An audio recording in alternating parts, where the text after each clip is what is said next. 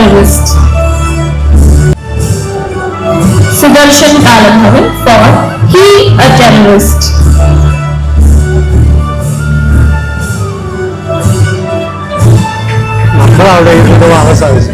And that's for he a terrorist.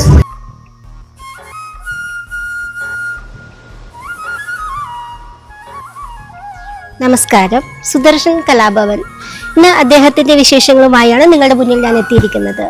കലാസാഹിത്യ രംഗത്ത് പ്രബലനും നല്ലൊരു mimicry ആർട്ടിസ്റ്റും നല്ലൊരു നടനും തിരക്കഥ സംവിധാനം ചെയ്ത ചെറിയൊരു സിനിമയുടെ ഡയറക്ഷനും എല്ലാം ചേർന്ന ഒരു മഹാവ്യക്തിയാണ് ഞങ്ങൾ നിങ്ങൾക്കിന്ന് പരിചയപ്പെടുത്തുന്നത്.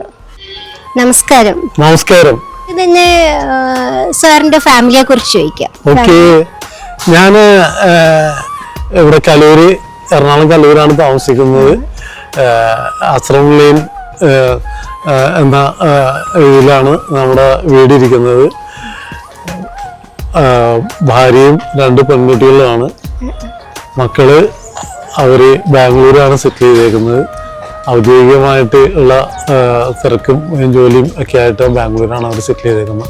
ഓരോ പേരക്കുട്ടികളും, ഞാനും ഭാര്യയും പിന്നെ എൻ്റെ ഇളയ സഹോദരനും കൂടി ഒന്നിച്ച് ഈ ആശ്രമലയിൽ ആണ് ഞാൻ താമസിക്കുന്നത്. സർ, ഈ കലാരംഗത്തേക്ക് വന്നിട്ട് ഇപ്പോൾ എത്ര വർഷമായി? കലാരംഗത്തേക്ക് വന്നിട്ട് ഏതാണ്ട് 45 വർഷം എങ്കിലും ആയിട്ടുണ്ടാവുമെന്നാണ് എൻ്റെ ഓർമ്മ. 45 വർഷമായിട്ടുണ്ടാവും. അത് ഞാൻ ആദ്യമായിട്ട് ഈ പറഞ്ഞ പോലെ മിമിക്രി ആയിട്ടാണ് വരുന്നത്.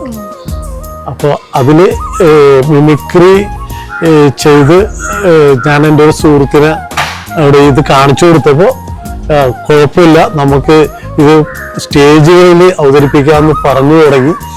അദ്ദേഹത്തിൻ്റെ പേരാണ് ജോഷ് കുമാർ എന്ന് പറഞ്ഞിട്ട്, കലൂര് ഉള്ളതാണ്, മാതൃഭൂമിയിലെ പഴയ ജീവനക്കാരനായിരുന്നു അദ്ദേഹം. ഞാനും കൂടി ആദ്യമായിട്ട് ഹാസ്യകലാ പ്രകടനം എന്ന് പറഞ്ഞ് ഒരു പരിപാടി നമ്മുടെ കത്രിക്കടവ് പള്ളിയിൽ ഒരു കൈന്തിൻ്റെ ഭാഗമായിട്ട് ചെയ്തു.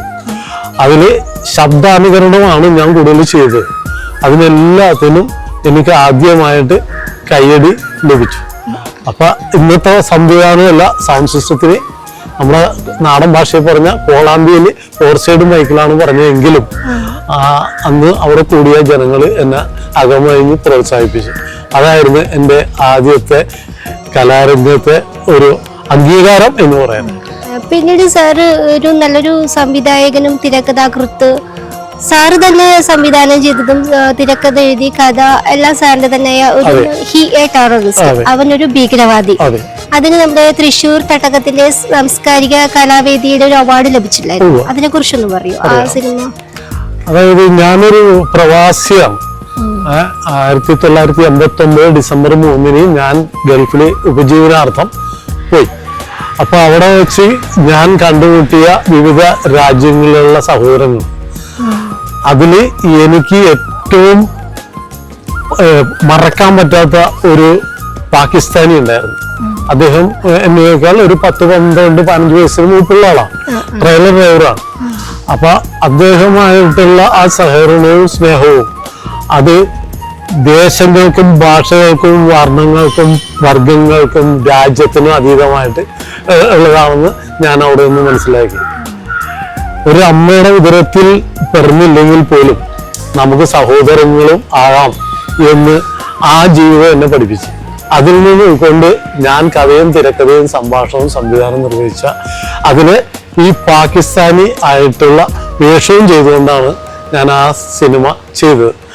അതാണ് ഹി എ ടെററിസ്റ്റ്, അവനൊരു ഭീകരവാദി. അത് എനിക്കൊരു സംതൃപ്തിക്ക് വേണ്ടി ചെയ്തതാണെങ്കിലും ഞാൻ മത്സരത്തിന് അയച്ചു. അത് 60 ചിത്രങ്ങൾ അവിടെ മത്സരത്തിന് വന്നിരുന്നു. അതിൽ 6 ചിത്രങ്ങൾ അവര് സെലക്ട് ചെയ്തു. അതിലൊന്ന് എൻ്റെ പടമായിരുന്നു. എൻ്റെന്ന് പറയാൻ പറ്റില്ല, ഞങ്ങളുടെ പടമായിരുന്നു.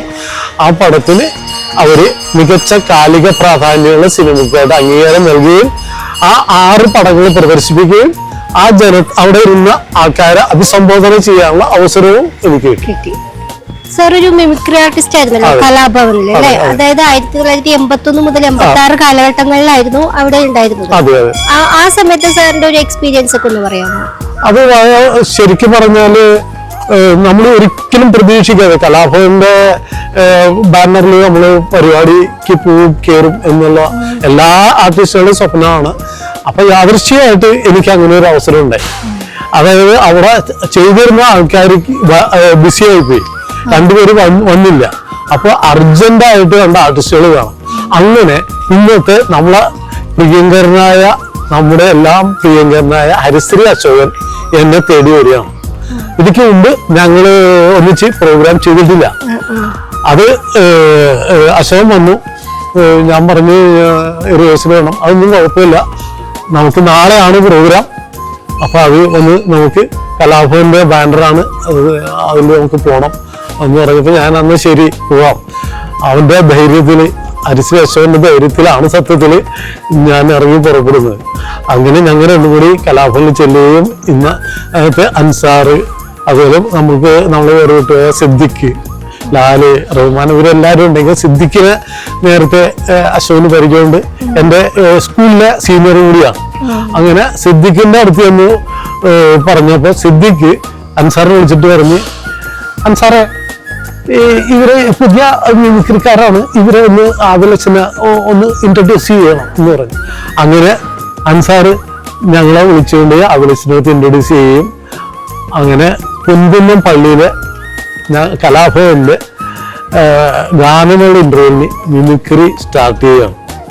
ആ തുടക്കം അതൊരു ഗംഭീര തുടക്കമെന്ന് 2 നോർത്ത് ഇന്ത്യൻ പരിപാടി, പിന്നെ കേരളത്തിൽ അങ്ങോളം ഇങ്ങോളം പരിപാടികൾ കലാഭവന്റെ ബാനറിൽ ഗാനങ്ങളുടെ ഇന്റർവ്യൂവിന് മിമിക്രി പറയാനുള്ള ഒരു ഭാഗ്യം.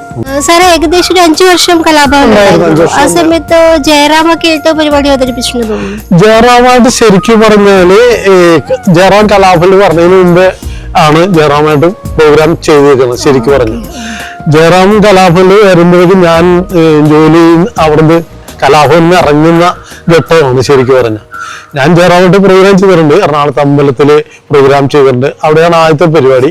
പിന്നെ കിഴക്കമ്പലം പഴന്തോട്ടം എന്ന് പറയുന്ന സ്ഥലത്ത് ചെയ്തിട്ടുണ്ട്, പിന്നെ പെരുമ്പാവൂർ ചെയ്തിട്ടുണ്ട്, തിരുവനന്തപുരം ശ്രീചിത്ര തിരുനാൾ ഓഡിറ്റോറിയം, പിന്നെ അങ്ങനെ തൃശ്ശൂർ ലൈറ്റിന് വേണ്ടിയിട്ട് ടൗൺ ഹാളിൽ, അങ്ങനെ കുറേ സ്റ്റേജുകളിൽ ജയറാമായിട്ട് ചെയ്തിട്ടുണ്ട്.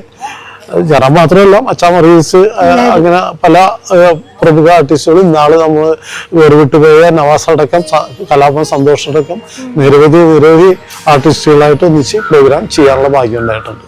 എപ്പോഴും ഒരു പ്രവാസ ലോകത്തേക്ക് പോയത്, കാരണം ഇതിൽ നല്ലൊരു പീക്കിൽ നിൽക്കുന്ന ടൈം ആയിരുന്നല്ലോ. കലാഭവൻ എന്ന് പറഞ്ഞാൽ തന്നെ വലിയൊരു സ്ഥാപനമാണ്, അവിടുത്തെ ഒരു ആർട്ടിസ്റ്റ് എന്ന് പറഞ്ഞാൽ തന്നെ വലിയൊരു പോസ്റ്റാണ്. അപ്പൊ ആ പീക്കിൽ നിൽക്കുമ്പോ എന്തുകൊണ്ടാണ് സാറ് അത് വിട്ടിട്ട് പ്രവാസം തിരഞ്ഞെടുക്കാണ്ട്?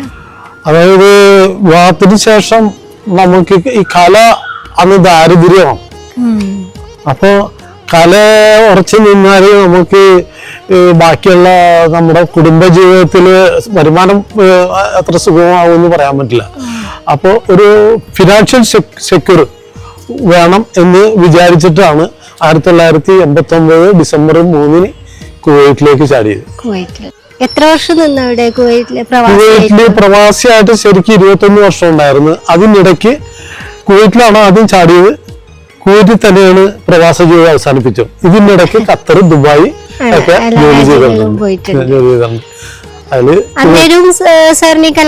ഉണ്ടായിരുന്നു. കുവൈറ്റിൽ ഞാൻ പ്രോഗ്രാം ചെയ്തിട്ടുണ്ട്, അവിടെ നാടകം സംവിധാനം ചെയ്തിട്ടുണ്ട്, നാടകം അഭിനയിച്ചിട്ടുണ്ട്, മിമിക്രി ചെയ്തിട്ടുണ്ട്, കലാപ്രവർത്തനങ്ങൾ സജീവമായിട്ടുണ്ടായിരുന്നു അവിടെയൊക്കെ. പിന്നെ തൊഴിലും കല പ്രവാസിയായിട്ട് മുഴുവനും വിടാൻ പറ്റിയില്ല. കുറെ പേർക്ക് നമ്മളെ അറിയാം, അതുകൊണ്ട് പൊക്കിക്കൊണ്ടുപോകും. അങ്ങനെ അവിടെ പ്രോഗ്രാം ചെയ്തിട്ടുണ്ട് കുറെ. പിന്നെ ഇവിടുന്ന് വരുന്ന ആർട്ടിസ്റ്റുകളുടെ കൂടെ നമ്മൾ സ്റ്റേജ് ചെയ്തിട്ടുണ്ട്. അതായത് മച്ചാനും കൊച്ചിൻ അനീഫ സാറും ദിവ്യ ഉണ്ണിയൊക്കെ കൂടി ഹരിശ്രീയുടെ കൂടെ ഗാനമേള ഒക്കെ ആയിട്ട് വന്ന സമയത്ത് ഞാൻ അവരുടെ കൂടെ പ്രോഗ്രാം സ്റ്റേജിൽ അവതരിപ്പിച്ചിട്ടുണ്ട്, കൂടെ എല്ലാ സപ്പോർട്ടിനും. പിന്നെ അടുത്ത് സാർ ഈ അടുത്തല്ല ഭാരതീയ സേവാ സമാജിന്റെ പുരസ്കാരം ലഭിച്ചത്, അതിനെ കുറിച്ചൊന്ന് പറയോ? അതിനെ കുറിച്ച് പറയാം. അത് ശരിക്കും പറഞ്ഞാൽ അതൊരു പഴയ സംഘടനയാണ്, ഏതാണ്ട് 75 വർഷം പിന്നിട്ട ഒരു സംഘടനയാണ്. ജവഹർലാൽ നെഹ്റു പ്രധാനമന്ത്രി ആയിരുന്നപ്പോൾ ഫോം ചെയ്തിട്ടുള്ള ഒരു സംഘടനയാണ്. ആ സംഘടന വിവിധ തലങ്ങളിലുള്ള വിവിധ മേഖലകളിൽ കഴിവ് തെളിയിച്ചിട്ടുള്ള അനവധി ആൾക്കാർക്ക് അവര് ഇങ്ങനെ അംഗീകാരം കൊടുക്കുന്നുണ്ട്. അതിൽ എനിക്ക് ഈ കലാസാഹിത്യ സാമൂഹ്യ പ്രവർത്തനത്തിന് വേണ്ടിയിട്ടാണ് അവര് ആ അവാർഡ് തന്നത്. കേരളത്തിനകത്തുനിന്നും പുറത്തുനിന്നും കുറച്ച് പേരുണ്ടായിരുന്നു. കലാകാരന്മാരും സാഹിത്യകാരന്മാരും സാമൂഹ്യ പ്രവർത്തകരും ഉണ്ടായിരുന്നു. അങ്ങനെ ആ മഹത് വേദിയിൽ വെച്ചിട്ട് എനിക്ക് ഒരു പുരസ്കാരം ലഭിക്കാൻ ഇടവന്നു.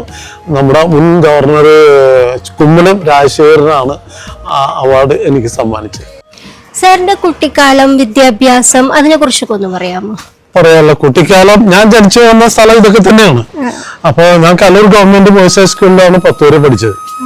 അത് കഴിഞ്ഞിട്ട് ഞാൻ പ്രീ ഡിഗ്രി ഒരു പാരലൽ കോളേജിലാണ്. ആ പാരലൽ കോളേജിൽ പഠിക്കുന്ന സമയത്ത് 2 വർഷം പാരലൽ കോളേജ് നടത്തുന്ന സംസ്ഥാന കലോത്സവത്തിൽ മിമിക്രിക്ക് 1ാം സമ്മാനമായിരുന്നു. അതിനുശേഷം ഞാൻ കോളേജ് ജീവിതത്തിലേക്ക് കടന്നു. കോളേജ് ജീവിതത്തിലേക്ക് കടക്കുന്ന സമയത്ത് അപ്പൊ എറണാകുളം മഹാരാജസിൽ ആണ് പഠിച്ചത്.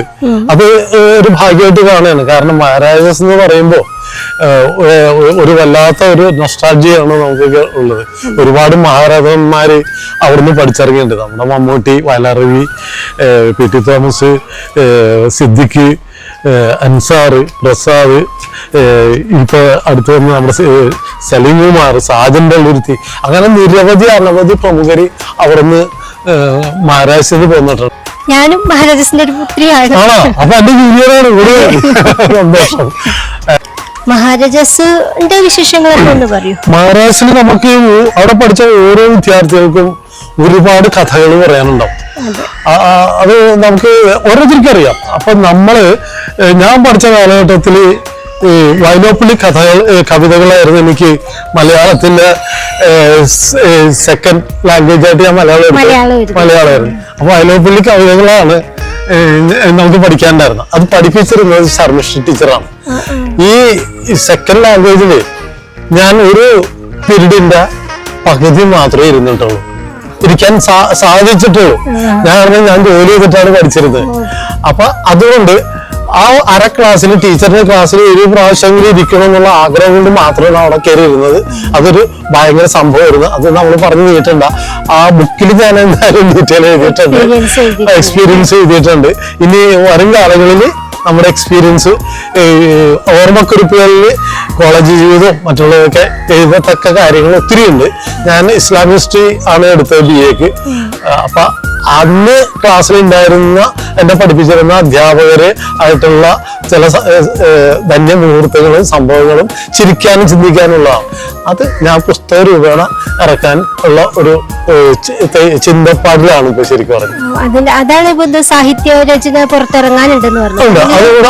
അതല്ല, അത് ആദ്യം ഞാൻ ഇറങ്ങുന്ന ഞാൻ ഒരു നോവൽ എഴുതുന്നുണ്ട്. ആ നോവല് ഈ വർഷം തന്നെ അത് പ്രസിദ്ധീകരിക്കും, പ്രകാശനം ചെയ്യും. അത് കഴിഞ്ഞിട്ട് അത് തീർന്നുകൊണ്ടിരിക്കണം. അതിന്റെ ക്ലൈമാക്സിലാണ് നിൽക്കുന്നത്. ഉടനെ ഇറങ്ങി കഴിഞ്ഞാൽ അത് ഇറങ്ങി കഴിഞ്ഞിട്ട് ബാക്കിയുള്ളത് എന്ത് ചെയ്യും. ഇപ്പൊ ഞാൻ ആശംസ എഴുതുന്നു, അതെല്ലാം ആനുകാലികങ്ങളിൽ എഴുതി തുടങ്ങിയിട്ടുണ്ട്. അതാണ് ഇപ്പോഴത്തെ സാഹിത്യ സംഭവങ്ങൾ. എനിക്ക് തോന്നുന്നു സാറ് സൂര്യ ടിവിയില് ധന്യം എന്ന സീരിയലിൽ അഭിനയിച്ചിട്ടുണ്ട്. അതുപോലെ തന്നെ ജീവൻ ടിവിയില് മേടറിയൻ മാവേലി, അതിന്റെ കാര്യങ്ങളൊക്കെ ഒന്ന് പറയും. അതായത് ജീവൻ ടിവിയില് നമ്മുടെ മച്ചാൻ വർഗീസും പൗളി വൈപ്പിൻ, പിന്നെ അങ്ങനെ കലാഭവൻ, ബെന്നി, ഹരിശ്രീ ബേബി, അങ്ങനെ കുറെ ആർട്ടിസ്റ്റുകൾ ഉണ്ടായിരുന്നു. അതുപോലെ പേള, ആന്റണി, അങ്ങനെ കുറെ പേര് കൂടി ആ തോപ്പിലകത്തൊക്കെ കൂടി ഞങ്ങളൊക്കെ കൂടി അണിയിച്ചൊരുക്കിയൊരു സംഭവമാണ്. ഹ്യൂമറാണ്. ഓണത്തിന് വേണ്ടിയിട്ട് 2 എപ്പിസോഡ് നമ്മൾ ചെയ്തു. അത് കഴിഞ്ഞ് കൂടാണ്ട് നമ്മൾ സൂര്യ ടിവിക്ക് വേണ്ടിയിട്ട് ധന്യം എന്ന് പറഞ്ഞ് മോഹൻ കുപ്ലേരി ഒരു സീരിയൽ ചെയ്തിരുന്നു. അതില് കലാസാര വാവുച്ചേട്ടൻ, ദേവൻ, മുരുകൻ എന്ന് അവരൊക്കെയാണ് അഭിനയിച്ചിരുന്നത്. അതിൽ ഒരു വേഷം ചെയ്യാനായിട്ട് എനിക്ക് അവസരം ഉണ്ടായി. അങ്ങനെ 2 സീരിയലും പിന്നെ ഒരു നാടകം, 2 നാടകം ആകാശവാണി തൃശ്ശൂർ നിലയം സംപ്രക്ഷേപണം ചെയ്തിട്ടുണ്ട്. പിന്നെ ദൂരദർശൻ ഒരു മിമിക്സ് പ്രോഗ്രാം, മിമിക്സും കോമഡി ഷോയും കൂടി മച്ചാൻ വർഗീസും തോപ്പിലയത്തും ഞാൻ കൂടി മദ്രാസ് ദൂരദർശൻ സംരക്ഷണം ചെയ്തിട്ടുണ്ട്, റെക്കോർഡ് ചെയ്ത് സംരക്ഷണം ചെയ്തിട്ടുണ്ട്. അത് സർവകലാ ബല്ലവൻ എന്ന് പറയില്ല, നമ്മളൊരു ചെറിയ സംവിധാനം, സംഭാഷണം, മിമിക്രി ആർട്ടിസ്റ്റ്. മിമിക്രി എന്ന് പറഞ്ഞാൽ എല്ലാവർക്കും ചെയ്യാൻ പറ്റിയ ഒരു കാര്യമല്ല. അഭിനയം എന്നാലും ഒപ്പിക്കാമെന്നല്ലാതെ. പക്ഷെ സാർ ഒരു മിമിക്രി ആർട്ടിസ്റ്റുമാണ്. അതന്നെ ഒരു സർവകലാബലവനാണ്. നമ്മൾ ഇത്ര നേരം സാറിനോട് ചോദിച്ചത് കഴിഞ്ഞ കാര്യങ്ങളാണ്. ഇപ്പൊ പ്രസന്റ്, ഇപ്പൊ സാർ എന്തൊക്കെയാണ് ആക്ടിവിറ്റീസ് ഒക്കെ ഒന്ന് പറയാം. ഇപ്പോഴത്തെ ആക്ടിവിറ്റീസ് എന്ന് പറഞ്ഞാൽ ഇപ്പൊ ഒരു നോവലിന്റെ പണിപ്പുരയിലാണ്, അതിന്റെ ക്ലൈമാക്സ് നടന്നുകൊണ്ടിരിക്കുകയാണ്. അപ്പൊ അത് ഈ വർഷം അവസാനത്തോടുകൂടി നമുക്ക് അത് പ്രസിദ്ധീകരിക്കണം എന്നാണ് എന്റെ തീരുമാനം. അത് കൂടാണ്ട് ഇവിടെ ഒരു കലാക്ഷേത്രവും മറ്റുള്ള കാര്യങ്ങളൊക്കെ ഉണ്ട്, ഈ സംഗീത ഉപകരണങ്ങളൊക്കെ പഠിപ്പിക്കുന്നു. അപ്പൊ അതിന്റെ മേൽനോട്ടം ഉണ്ട്. പിന്നെ ഈ റെസിഡൻസ് ആയിട്ട് ബന്ധപ്പെട്ട് അതിന്റെ ഉത്തരവാദിത്വം ഉണ്ട്. റെസിഡൻസ് അസോസിയേഷൻ അതിന്റെ പ്രസിഡന്റാണ്. അപ്പൊ അതിൻ്റെതായിട്ടുള്ള കുറെ ഉത്തരവാദിത്തങ്ങളും കാര്യങ്ങളും ഒക്കെ ആയിട്ട് അങ്ങനെ പോകുന്നു. അപ്പൊ ഇതൊക്കെയാണ് ഇപ്പോഴത്തെ പരിപാടി. എഴുത്താണ് പ്രധാനം. അത് ഇനിയിപ്പോ അത് കുറച്ചുകൂടി കാര്യമായിട്ട് എഴുത്തിലേക്ക് ഇറങ്ങണം. ഒപ്പം കലാപരിപാടി നിർത്തുന്നില്ല. ഞാൻ ഈ ലാസ്റ്റ് മൊമെന്റിലാണ് പാടി തുടങ്ങി. കുറച്ച് പാട്ടൊക്കെ പാടും. അത് ഹിന്ദി പാട്ട്. സത്യത്തിൽ പാട്ടിലൂടെയാണ് കലാരംഗത്തേക്ക് വരുന്നത്. പിന്നെ ആ സാഹചര്യം അന്ന് പാട്ട് പഠിക്കാൻ ഉള്ള സാഹചര്യം ആയിരുന്നില്ല. അതുകൊണ്ട് എങ്ങനെയോ മിമിക്രിക്കാരനായി ആക്ടറായിട്ട് വന്നതാണ്. ഇപ്പോൾ ഞാൻ ഈ വയോജനങ്ങളുടെ, അതായത് സീനിയർ സിറ്റിസന്റെ പ്രോഗ്രാം ഉണ്ട് ഇവിടെ അമൃതയിൽ. അപ്പൊ അവിടെ ഞാൻ പാടാറുണ്ട്. വലിയ പാട്ടുകാരനല്ല, പാട്ട് പഠിക്കാത്തതിന്റെ ബുദ്ധിമുട്ടുണ്ട്, എങ്കിലും കുറേശ്ശെ പാടുന്നുണ്ട്. എഴുത്താണ് പ്രധാനം. പാട്ട് പാടാൻ ഇഷ്ടമാണെന്ന് പറഞ്ഞല്ലോ, പാട്ട് പാടൂന്ന് പറഞ്ഞു. അപ്പൊ നമ്മുടെ പ്രേക്ഷകർക്ക് വേണ്ടിട്ട് ഒരു 2 വരി പാട്ട്. ഞാൻ പാട്ടുകാരനല്ല, പക്ഷെ പാട്ട് നമ്മുടെ പ്രാണമായ പോലെ. അതുകൊണ്ട് ഇപ്പൊ ചോദിച്ചതിന്റെ പേരില് ഞാൻ പാടാം, 2 വരി പാടാം. ഹിന്ദി പാട്ടാണ്. ചൽത്തേ ചൽത്തേ मेरे ये गीत याद रखना, कभी अलविदा ना कहना, कभी अलविदा ना कहना, चलते चलते मेरे ये गीत याद रखना, कभी अलविदा ना कहना, कभी अलविदा ना कहना, रोते हंसते बस यूं ही तुम गुनगुनाते रहना, कभी अलविदा ना कहना, कभी अलविदा ना कहना, चलते चलते. ഇതാണ് നല്ല പാട്ടല്ല എന്ന് പറഞ്ഞ, പാട്ടുകാരനല്ല എന്ന് പറഞ്ഞ. സൂപ്പർ. അത്രയൊന്നുമല്ല, നമ്മള് ഗാനമേളക്കാരുടെ കൂടെ നടന്ന് നമ്മള് കേട്ട് പഠിച്ചാണ് ശരിക്കും പറഞ്ഞു. സാറിന് ലഭിച്ച ഒരുപാട് പുരസ്കാരങ്ങൾ ലഭിച്ചിട്ടില്ലേ? അപ്പൊ അതിനെ കുറിച്ച്, ആ പുരസ്കാരങ്ങളെ കുറിച്ചൊക്കെ ഒന്ന് പറയാം. മിമിക്രിയില് എനിക്ക് ആദ്യമായിട്ട് ഒരു 1ാം സമ്മാനം കിട്ടിയത് ഇവിടെ റിസ്റ്റാർ എന്ന് പറഞ്ഞൊരു ക്ലബില് പ്രോഗ്രാം ചെയ്തപ്പോ അന്ന് ഹരിശ്രീ സോനി മോണാക്ടിന് 1ാം സമ്മാനവും എനിക്ക് മിമിക്രിക്ക് 1ാം സമ്മാനമായിരുന്നു. അതാണ് പുരസ്കാരത്തിന് തുടക്കം.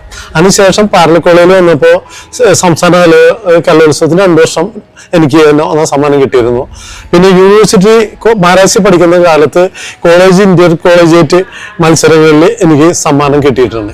പിന്നെ അത് കൂടാണ്ട് മംഗളത്തിന്റെ സംസ്ഥാന കലോത്സവത്തില്, മംഗള കലാസാഹിത്യവേദ സംസ്ഥാന കലോത്സവത്തിൽ എനിക്ക് മിമിക്രിക്ക് 1ാം സമ്മാനം കിട്ടിയിട്ടുണ്ട്. പിന്നെ അതിനുശേഷം വർഷങ്ങൾക്ക് ശേഷം ഏതാണ്ട് ഷോർട്ട് ഫിലിമിൽ തന്നെ 2 പുരസ്കാരം കിട്ടിയിട്ടുണ്ട്. അത് GK പ്രൊഡക്ഷൻസിന്റെ ഒരു അവാർഡ് കിട്ടിയിട്ടുണ്ട്. തട്ടകം, നേരത്തെ പറഞ്ഞ പോലെ തട്ടകത്തിന്റെ ഒരു അവാർഡ്. അതിനുശേഷം റെസിഡൻസ് അസോസിയേഷൻ, എറണാകുളം ജില്ലാ റെസിഡൻസ് അസോസിയേഷൻ അപ്പെക്സ് സമിതി, അവരുടെ ഒരു വലിയ അംഗീകാരം കിട്ടിയിട്ടുണ്ട്. അതിന്റെ ഒരു അവാർഡ് നമ്മുടെ മേയർ ചങ്ങമ്പുഴ പാർക്കിൽ വെച്ചിട്ടാണ് എനിക്ക് തന്നത്. പിന്നെ അത് കൂടാണ്ട് കിഴക്കമ്പലം ഒരു ചിരിയിറങ്ങി കൂട്ടായ്മ, അതായത് ഞങ്ങളുടെയൊക്കെ സുഹൃത്ത് കലാഭവനിൽ എനിക്ക് ശേഷം വന്നിട്ടുള്ള, അല്ലെങ്കിൽ എൻ്റെ ഒപ്പം ഞാൻ പ്രോഗ്രാം ചെയ്തിട്ടുണ്ടെന്ന് വെച്ച് റഹ്മാൻ ചേലക്കുളം എന്നാണ് അറിയപ്പെടുന്നത്. റഹ്മാൻ ചേലക്കുളം നായക ആയിട്ട് കൊണ്ടു നടക്കുന്ന ഒരു കൂട്ടായ്മയുണ്ട്, ചിരിയിറങ്ങി കൂട്ടായ്മ. അത് ഒരിക്കൊരു അംഗീകാരം തന്നിരുന്നു. അങ്ങനെ ചുരുക്കി പറഞ്ഞ ഒരു 5ഓളം അംഗീകാരം എനിക്ക് കിട്ടിയിട്ടുണ്ട് പൊതുവെ മൊത്തം. ഈ മറ്റ് സമ്മാനങ്ങളല്ലാണ്ട് അംഗീകാരമായിട്ട് അവാർഡുകളായിട്ട് തന്നെ ഒരു 5 എണ്ണം നമുക്ക് ലഭിച്ചിട്ടുണ്ട്. പുതിയ ഒരു പേര് തന്നെ വേണ്ടോ, അംഗീകാരം. ഇത്രയും പ്രവർത്തനത്തിന് അംഗീകരിച്ചു എന്നുള്ളത് തന്നെ വലിയൊരു സന്തോഷം നൽകുന്ന തീർച്ചയായിട്ടും അതൊരു സന്തോഷമുള്ള കാര്യമാണ്. ഇനി സാറിന്റെ കൂട്ടുകാർ, സുഹൃത്തുക്കള്, അവരെ കുറിച്ചൊക്കെ ഒന്ന്. സുഹൃത്തുക്കള് എനിക്ക് പറയുകയാണെങ്കിൽ ഒരുപാട് സുഹൃത്തുക്കളുണ്ട്, നാട്ടിലും വിദേശത്തും. അത് പറഞ്ഞാൽ ഇന്ന് ഒരു 1-2 ദിവസം പറയേണ്ടി വരും, അത്രക്കധികം സുഹൃത്തുക്കളുണ്ട്. ചുരുക്കി പറഞ്ഞു കഴിഞ്ഞാൽ ഇപ്പൊ ഞാൻ ഷാജി എന്ന് വിളിക്കുന്ന ആന്റണി